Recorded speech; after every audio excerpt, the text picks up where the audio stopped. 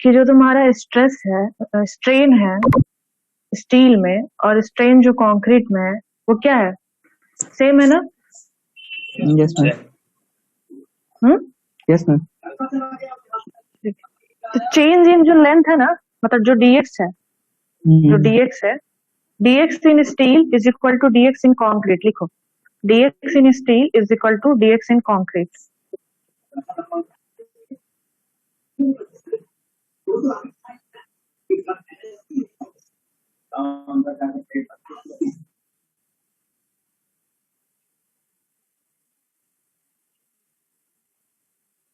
इतना लिख लिया। चेंज इन लेंथ कैसे निकालेंगे? चेंज इन लेंथ मतलब डेल्टा जो है, डेल्टा मतलब जो dx ही है, dx डी कैसे निकालोगे? dx की वैल्यू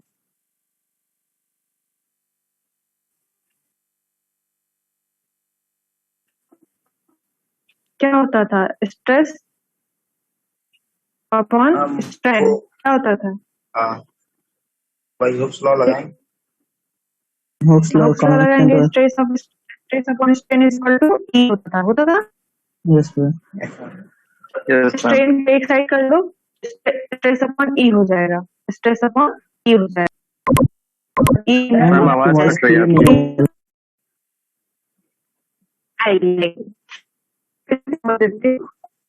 देखो, मैंने बोला कि stress upon strain is equal to E, ठीक? मैम वॉइस सही नहीं आ रही है। कर लो। कहाँ जाऊँ मैं?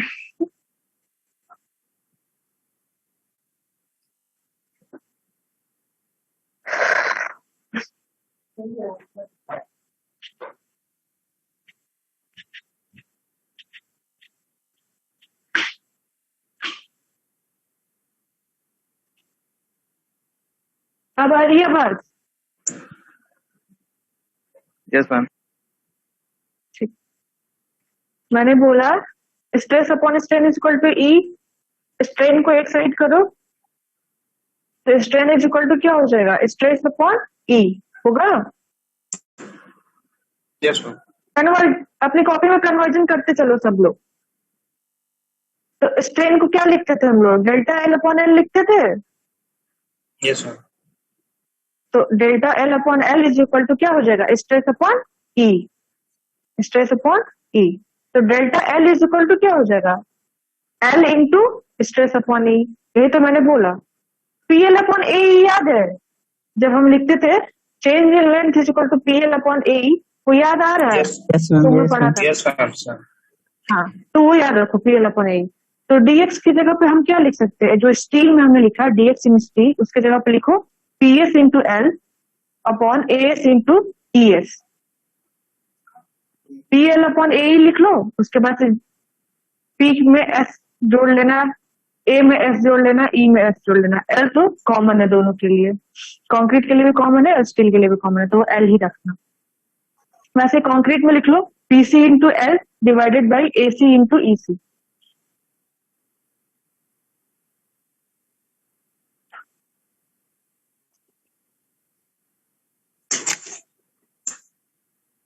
अब पीएस अपॉन एएस को क्या स्मॉल पीएस से डिनोट करेंगे? कैपिटल पीएस जो लिखा है तुमने, कैपिटल पीएस अपॉन एएस, उसको क्या स्मॉल पीएस से डिनोट कर सकते हैं? Yes ma'am. स्ट्रेस ही है ना। पी अपॉन ए क्या हो गया? स्ट्रेस हो गया। तो small PS divided by ES, L से एल तो कट गया, तो अब लिखो small PS divided by ES is equal to small PC divided by EC, divided by EC.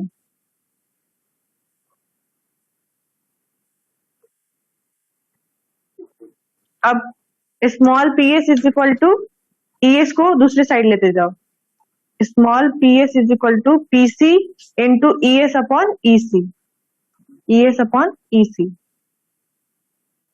और ईएस अपॉन ईसी क्या है? ईएस अपॉन ईसी क्या है? ES upon steel ma'am. ES upon EC क्या है? मॉडुलस रेशियो है। तो M put कर दो, PS is equal to M into PC. Ma'am PS equal to M into AC. PC, small pc, small ps is equal to m into small pc. तो stress का change हो जाएगा ना। अब कैसे चेंज करना है, मॉड्यूलर रेशियो क्या बताया था कि एरिया और स्ट्रेस का कन्वर्जन के लिए यूज करते हैं, तो अब तो कन्वर्जन हो जाएगा। जब हमको सेक्शन को, कंक्रीट के सेक्शन को अगर इक्विवेलेंट सेक्शन, इक्विवेलेंट स्टील के सेक्शन में चेंज करना होगा तो इस फॉर्मूला का यूज कर लेंगे। या वैसे ही जब स्टील के सेक्शन को कंक्रीट में चेंज करना होगा तो भी इस फॉर्मूला का यूज कर सकते हैं। तो ये चेंज करने के लिए हो गया, एक इक्वेशन मिल गया। Yes, ma'am. ठीक है, अब लिखो for tension reinforcement,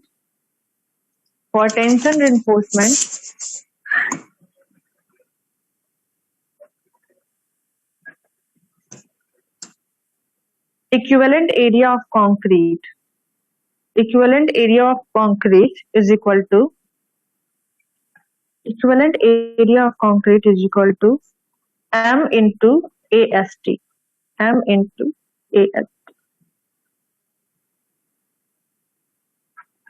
And for compression reinforcement,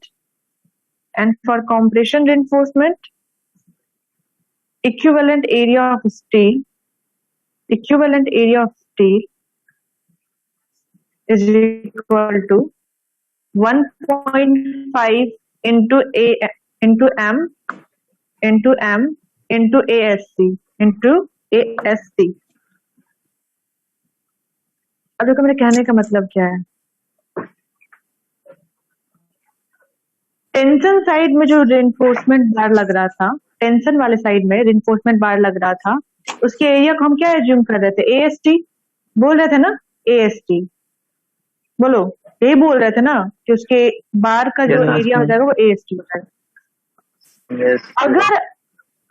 अगर मुझे अब इस स्टील के जो बार है ना, इसको हमको कंक्रीट में चेंज करना है, अगर हमको इस स्टील के बार को कंक्रीट में चेंज करना है तो हम कौन सा क्या फॉर्मूला लगा देंगे वहां पे, M into AST। ठीक है, M into AST।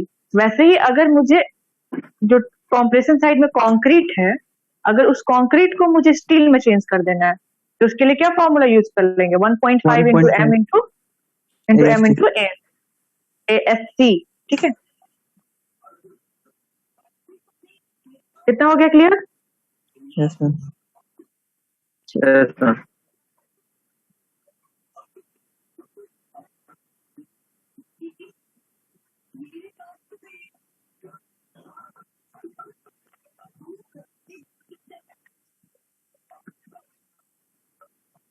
चलो इसको अपने कॉपी में बनाना और इसको बहुत अच्छे से बनाना।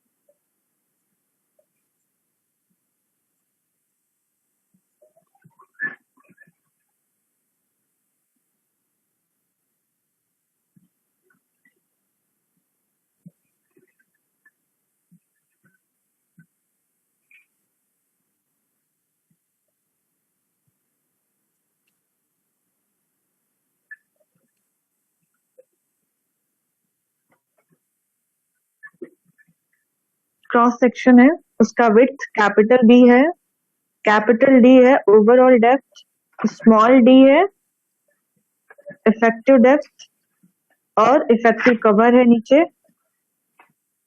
इसके बाद से मैंने उसका स्ट्रेस डायग्राम बनाया है। स्ट्रेस डायग्राम जैसा बना है वैसे बनाओ। ऊपर की तरफ में मैंने CA लिया है, ये वो स्ट्रेस है। CA जो है वो अप्लाइड स्ट्रेस है, ठीक है, जो कि लोडिंग की वजह से आ रहा है, ठीक। और TA जो है वो अप्लाइड टेंसाइल स्ट्रेस हो जाएगा, मतलब जो लोड की वजह से डेवलप हो रहा है वो है, ठीक है। परमिसिबल स्ट्रेस नहीं है ये मतलब सिग्मा CBC और सिग्मा ST नहीं है, यहाँ पे मैंने अप्लाइड बोला है बस, कि जो अप्लाइड लगा है लोड उसकी वजह से जो स्ट्रेस डेवलप हुआ है उसको कंक्रीट के साइड में मैंने CA लिया है, टेंशन के साइड में मैंने TA लिया है। एक मैंने नया टर्म इंट्रोड्यूस किया है XA। XA जो है वो actual depth of neutral axis है। बनाते रहो कॉपी में, मैं बताती जा रही हूँ उसको। न्यूट्रल एक्सिस और निकालेंगे तो D माइनस एक्स से करेंगे तो निकल जाएगा, तो वो लिखा हुआ वहां पे। अब देखो स्ट्रेस है, अब मुझे फोर्स फाइंड आउट करना है, तो फोर्स का डायरेक्शन देखो, टेंशन साइड कैसे मैंने लगाया है, तो फोर्स होगा, फोर्स पूरा है, एरो एरो एरो और पूरा ही फोर्स है। मुझे फोर्स का एक रिजल्टेंट फोर्स निकालना होगा, तो कभी मैंने C दिया है, कैपिटल C। अब वो जो सेंट्रोइड है ना, वहां का डिस्टेंस मैंने XA/3 लिया है, तो सेंट्रोइड का रिजल्टेंट फोर्स लग रहा है C, उसका डिस्टेंस ले लिया XA/3, वही नोटेड है।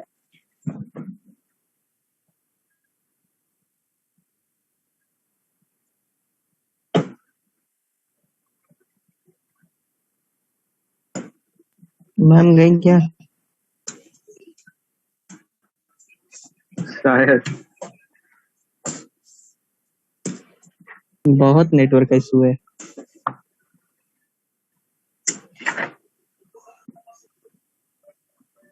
अम्मा ये ना बस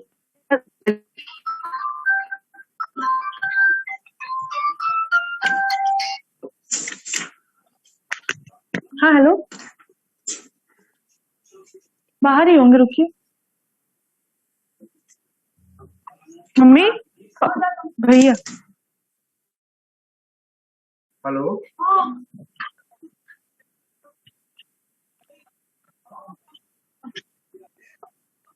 हाँ कहाँ थे बेटा? मैम वही फिगर में फोर्स बता रहे थे हम। हाँ तो CA वाला तो कोर्स हो गया तुम्हारा, वो CA समझ में आ गया ना। अब वहां पे नेग्लेक्ट मैंने कर दिया था। तो अब देखो जो सेकेंड डायग्राम में जो मैंने रिजल्टेंट फोर्स डायग्राम बनाया है वो कैसे बना है, सिमिलरली बनाया है। C क्या कर रहा है, कहीं सेंट्रॉइड में लग रहा है, और XA/3 जो है तुम्हारा उसका डिस्टेंस दे दिया, और कैपिटल T लिखा। कैपिटल T जो तुम्हारा है वो रिजल्टेंट टेंसाइल फोर्स है, ना कि स्ट्रेस है। और कॉम्प्रेशन से टेंशन के बीच में जो डिस्टेंस लिया है, रिजल्टेंट फोर्स जो है कॉम्प्रेशन और रिजल्टेंट फोर्स है, उसके बीच का डिस्टेंस मैंने L.A लिखा है, उसको लीवर आर्म लिखना। उसके बीच का डिस्टेंस को बोलते हैं lever arm, LEVERARM, lever arm. इतना क्लियर हो गया? डायग्राम समझ में आ गया ना पूरा? यस मैम ये वाला नहीं समझ में आ रहा है। लास्ट वाला CA मैम, CA नहीं समझ में आ रहा है। CA बेटा, है CA यस मैम। देखो मैम ये CA डायग्राम में ऊपर CA लिखा हुआ है। हाँ वो स्ट्रेस है बेटा, वो स्ट्रेस है। स्ट्रेस इज इक्वल टू क्या होता है, फोर्स अपॉन एरिया होता है ना। Yes, ma'am. डेवलप हो रहा है जो हमारा लोडिंग क्या लग रहा था, यूनिफॉर्मली डिस्ट्रीब्यूटेड लोड लगाया था मैंने। यहाँ पे मैंने बनाया नहीं है वो Yes, डायग्राम, ma'am. नहीं बनाया। जब मेरे पास एक हाँ सिंपली सपोर्टेड बीम पे यूनिफॉर्मली डिस्ट्रीब्यूटेड लोड लग रहा है, उसकी वजह से जो स्ट्रेस डेवलप हो रहा है, उसकी वजह से जो हमारे कंक्रीट पे स्ट्रेस डेवलप हो रहा है, उसको मैंने CA लिखा है, ठीक है। अच्छा यस। बट फोर्स तो अलग है ना, फोर्स को मैंने C से डिनोट किया है, फोर्स जो है उसको मैंने C से डिनोट किया है। कितना समझ में आ गया? यस और इसमें देखो फोर्स क्या वैरी कर रहा है ना, पूरे ट्रायंगल में फोर्स वैरी कर रहा है। तो जो यस मैम। पूरे एंगल में तो वो वेरी कर रहा है तो उसका एक रिजल्टेंट निकालोगे। तो मैंने रिजल्टेंट सी निकाल लिया है, उसे सी से डिनोट कर दिए। बस समझ आ गया? Yes sir. अच्छा, क्या हुआ दादी? हमें चले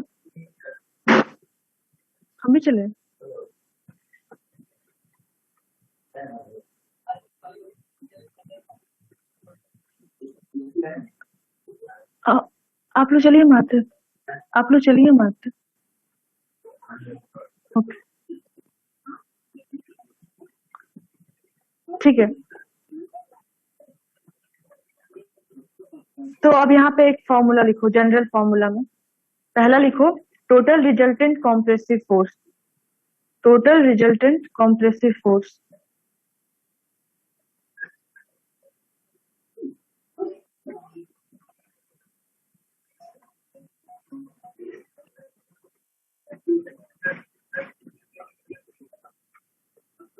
capital C is equal to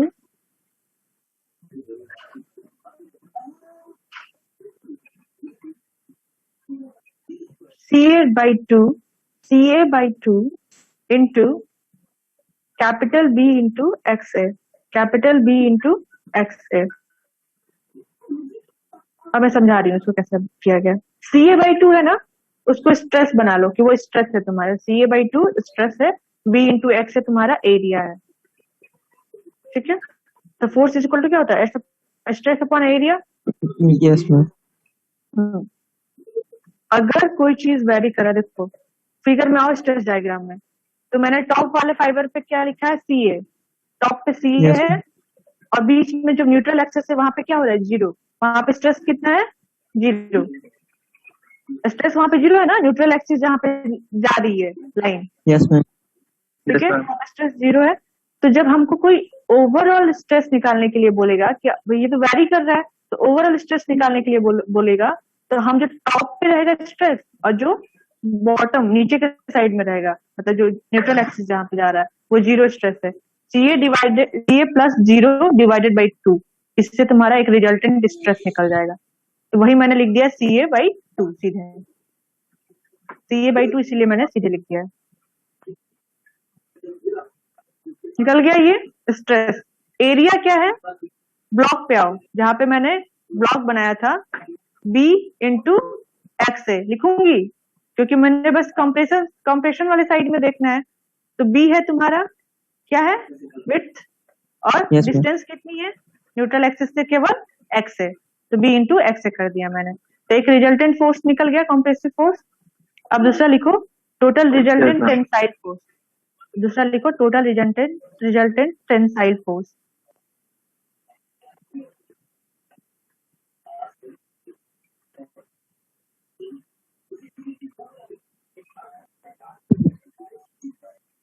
तो capital T is equal to क्या हो जाएगा? TA into AST, TA into AST होगा, TA into AST। Capital D जो हमारा क्या होगा? टेंसाइल फोर्स है, और TA क्या है? स्ट्रेस है, AST है एरिया। अब मुझे क्या करना है? इस जो TA है ना, इस स्ट्रेस को मुझे किस स्ट्रेस में चेंज करना है? कंक्रीट के स्ट्रेस में चेंज करना है, क्योंकि मुझे एनालिसिस जब करनी है तो एक ही ब्लॉक में चेंज करके करनी है। तो अब मैं TA के जगह पे TA बाई M लिखूंगी, और AST के जगह पे M इंटू AST लिखूंगी। इससे पहले मैंने सब चीज लिखवा दिया इसके बारे में, कैसे कैसे चेंज करना है। TA के जगह पे TA बाई M लिखूंगी, TA के जगह पे TA बाई M लिखूंगी, और AST की जगह पे M इंटू AST लिखूंगी। तो कैपिटल T फिर कट जाएगा MM, तो तुम्हारा आ जाएगा फिर से TA इंटू AST।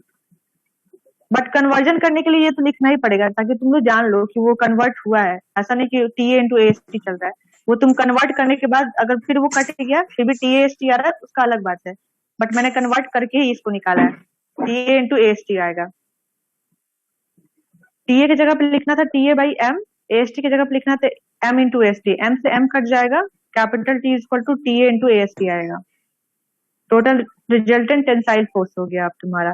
तो कैपिटल सी और कैपिटल टी निकल गया। अब हमको लिवर आर्म निकालना है। अब हमको क्या निकालना है? Liver Liver arm. Arm. Liver arm कैसे निकलेगा? अब लोग खुद से बताओ, क्योंकि वो डिस्टेंस है। मैंने क्या बताया था? कैपिटल सी जहां लग रहा है और कैपिटल टी जहां लग रहा है उसके बीच के डिस्टेंस को क्या बोलेंगे? Liver arm. तो कैसे निकालोगे उसकी डिस्टेंस?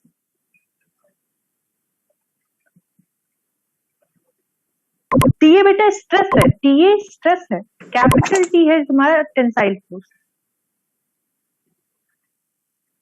ओके। हाँ, एक चीज लिख लो ना, जैसे मैंने अभी लिखवाया था ना कि जब चेंज करना होगा एरिया को, टेंशन के साइड में जो तुम्हारे बार लगा है उसको हमको क्या कर लेना है? कंक्रीट में चेंज करना। तो जब कंक्रीट में चेंज करना होगा तो एम इंटू AST से मल्टीप्लीकेशन करेंगे। तो वही मैंने एरिया में कर दिया था, और टीए को मैंने एरिया के फॉर्म में चेंज, सॉरी, टीए जो स्ट्रेस है, स्टील के साइड जो स्ट्रेस है, उसको मैंने क्या कर दिया? कंक्रीट में चेंज कर दिया। तो कंक्रीट में चेंज करने के लिए एम से डिवाइड कर देंगे, टीए बाई एम कर देंगे। तो ये ओवरऑल जो एनालिसिस हो रहा है ना, पूरा कंक्रीट फ्रेम में हो रहा है, पूरा सेक्शन तुम्हारा कंक्रीट बन गया है। ठीक है, इतना समझ के चलो। तो लिवर आर्म कैसे निकालेंगे? Small D minus X A by 3 कर देंगे तो निकल जाएगा। Small D minus X A by 3 करेंगे तो निकलेगा लिवर आर्म। यस मैम, क्योंकि स्मॉल डी तो मैं है और x/3 तो इसका विड्थ है। ठीक है, समझ में आ रहा है अमन? भूपेंद्र, रितम, शालीन, अभिषेक, मैम सब बोलो। आ रहा है बट थोड़ा जैसे क्लास में सामने रहते हैं तो ज्यादा आता है, इससे सामने ऑनलाइन में उतना फिर भी मैंने क्लियर नहीं होता। विजुअलाइज तो करा ही दे रही हूँ, अब यस इससे मैम, ज्यादा वो तो विजुअलाइज क्या होगा? ठीक है, है। कॉलेज खुल जाता तो और बढ़िया है। कॉलेज ना खुलवाओ, जब तक कॉलेज नहीं खुलेगा तब तक मैं हूँ, अगर कॉलेज खुलेगा तो मैं नहीं रहूंगी। फिर चलो क्यों लिखो, है? लिख लिया? हो गया। तो बात की बात है, लिखो। Liver arm D minus X A by 3, D minus X A by 3 हो गया। Yes ma'am. Yes ma'am. ये समझ में आ गया ना? स्मॉल डी कहाँ तक का डेप्थ है, कैपिटल टी जहां तक डायग्राम में है वहां तक का डेप्थ है, और एक्स यस बाई मैम। 3 क्या था? रिजल्टेंट फोर्स जो सी लग रहा था उसके ऊपर का डिस्टेंस था, तो उसको माइनस कर दिया तो लिवर आर्म निकल गया। ठीक है, अब लिखो कि actual depth of neutral axis कैसे फाइंड करोगे? एक्स से फाइंड करना हुआ तो कैसे करोगे? Actual depth of neutral axis,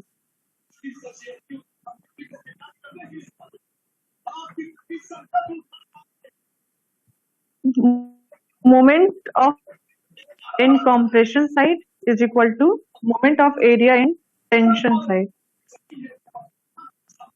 ma'am वो Moment रिपीट कर दीजिए। moment of area in compression side is equal to moment of area in tension side.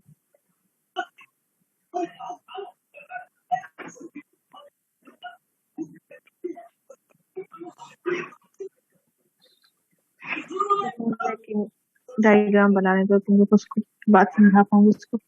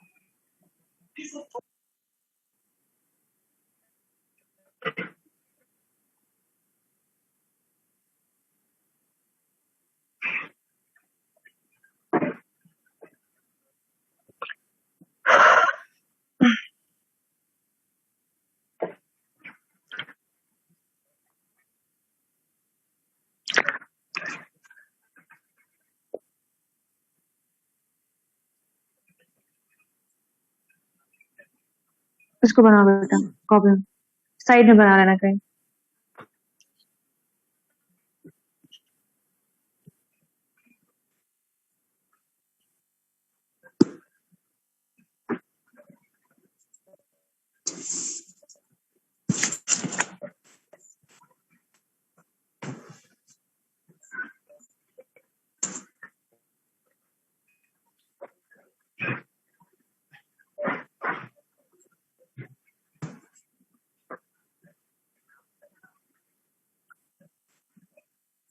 अब इसमें जो मैंने बार बनाया है उसकी एरिया क्या लिखी है, AST।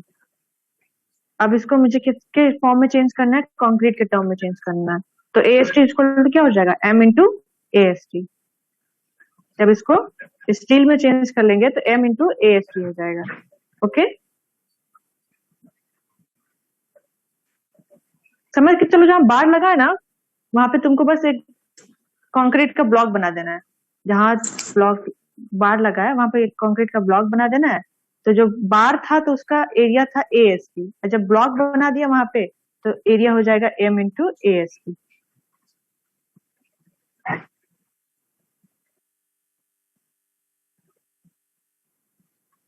बन गया। मैम ये जो न्यूट्रल एक्सिस पास हुआ है मैम, इसमें जो XA/2 दिए हैं ये किस कंडीशन के लिए? बना लिया ना, सेंट्रॉइड से लिख लो उसको, बस XA/2 है, उतना लिखो। पहले बताती हूँ। मैम फिगर बन गया। मोमेंट ऑफ एरिया निकालना है ना, तो सबसे पहले B इंटू एक्स से करेंगे। B इंटू एक्स से करेंगे, क्या हो जाएगा, एरिया। बट उसका एक सेंट्रॉइड भी तो लोगे, क्योंकि मोमेंट निकालने के लिए क्या करते थे, तो मैम इंटू x/2 हो जाएगा। XA/2 कर रहे थे, हाँ सॉरी, XA/2 किया। हाँ, अब ऐसे ही अगर हमको इस टेंशन के साइड में करना है तो हम क्या करेंगे, मैम क्या करेंगे, D minus XA into AS, नहीं मतलब ma'am area D minus XA into XA/2 हो जाएगा उसमें भी ना। नहीं, D माइनस एक्स सही है, क्योंकि हम स्टील के सेंट्रॉइड तक तो नहीं ले रहे हैं, हम स्टील के सेंट्रॉइड तक का ही डिस्टेंस लिए है, D माइनस एक्स से लिया है ना। तो D माइनस एक्स से तो हो गया, M इंटू AST बस कर देना है, M इंटू AST कर देना है। यहाँ से तुम्हारे XA की वैल्यू आ जाएगी। जब क्वेश्चन तुमको दिया जाएगा तो इस फॉर्मूला का यूज करके XA की वैल्यू फाइंड आउट कर सकते हो। अब ये याद होना चाहिए, ठीक है। अब किसी फॉर्मेट में याद हो, चाहे तुमको आता हो डिराइव करने, ऐसे बना के डिराइव कर सकते हो, तो खुद से आना चाहिए, ठीक है। मैम इस पे पांचवा लिखो, डेरिवेशन होंगे, न्यूमेरिकल आएंगे। नेक्स्ट लिखो, 4 हो गया ना, 4 पॉइंट लिखवा दिया ना मैंने। पांचवा लिखो, capital C is equal to capital T। Capital C is equal to capital T। जितना भी कॉम्प्रेसिव फोर्स है उतना ही टेंशन फोर्स है, तभी वो मटेरियल तुम्हारी क्या हो रही है, न्यूट्रल हो रही है, मतलब इक्विलिब्रियम में। अब लिखो, कैपिटल C वाले साइड में लिखना B into XA into CA/2, B into XA into CA/2। और टेंशन के साइड में क्या निकाला था, T क्या निकाला था, कैपिटल T इंटू AST निकाला था ना। हाँ, तो उसको लिख लो।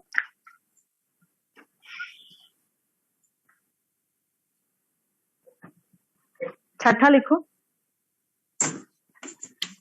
मैम ये जो CA, मैम जो ये TA लिखना है, T इंटू AST, मैम इसमें इन मल्टीप्लाई में जाएगा ये।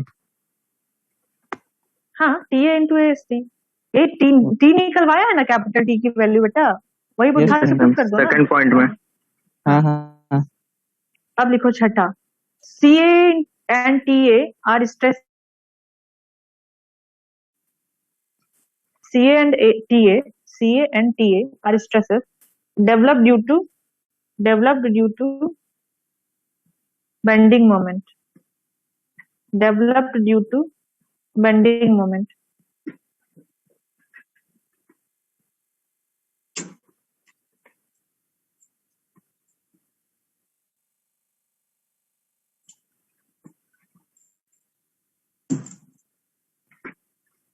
तो अगर मैं बेंडिंग मोमेंट बोलूं कि फाइंड आउट करो कॉम्प्रेशन साइड में, तो बेंडिंग मोमेंट क्या हो जाएगा, capital C into liver arm, capital C into liver arm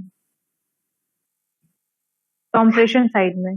अब वही टेंशन साइड में मैं अगर बोलूं कि बेंडिंग मोमेंट कैसे निकालेंगे, तो capital T into liver arm लिख लो कॉपी में, capital C into liver arm, capital C into liver arm जो तुम्हारा हो जाएगा बेंडिंग मोमेंट हो जाएगा कॉम्प्रेशन साइड में। और टेंशन साइड में capital T into lever arm. अब खुद से वैल्यू पुट कर लो, सी की वैल्यू जो है और लीवर आर्म की वैल्यू जो है, वैसे टेंशन साइड में पुट कर लो वैल्यू।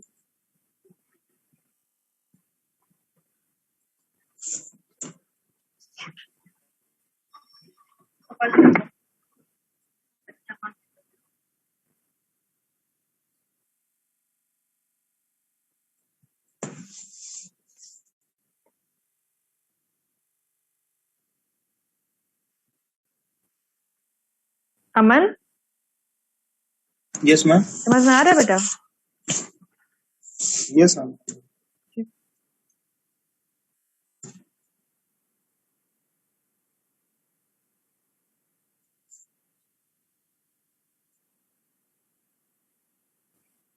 अब एक लिखो स्ट्रेस रिलेशनशिप। स्ट्रेस रिलेशनशिप, फिर से स्ट्रेस डायग्राम बनाओ खुद से। स्ट्रेस डायग्राम बनाओ।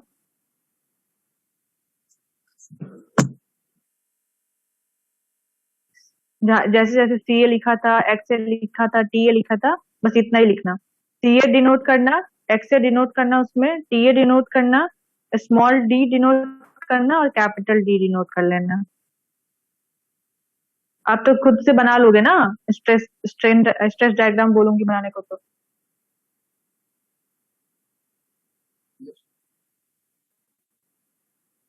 बना लोगे या नहीं? पिछला वाला देख के ही बना लेना। यस मैम, बन गया। बन गया ना? लिखो stress at the level of centroid, the level of centroid of steel reinforcement. Stress at the level of centroid of steel reinforcement will be Ta by m due to transformation of steel into an equivalent area of concrete.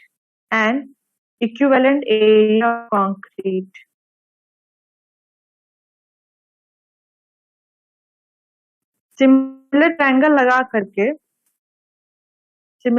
यहाँ पे T की जगह आप क्या लिखूंगी? T A by M लिखूंगी, क्योंकि concrete में चेंज कर दिया मैंने। तो यहाँ पे सिमिलर ट्रायंगल लगा करके क्या हम लिख सकते हैं? C A divided by X A is equal to T A divided by M divided by D minus X A, लिख सकते हैं।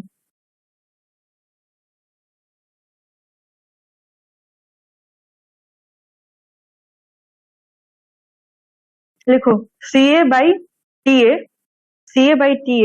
Is equal to T A divided by M divided by D minus X A. कितना समझ में आ गया?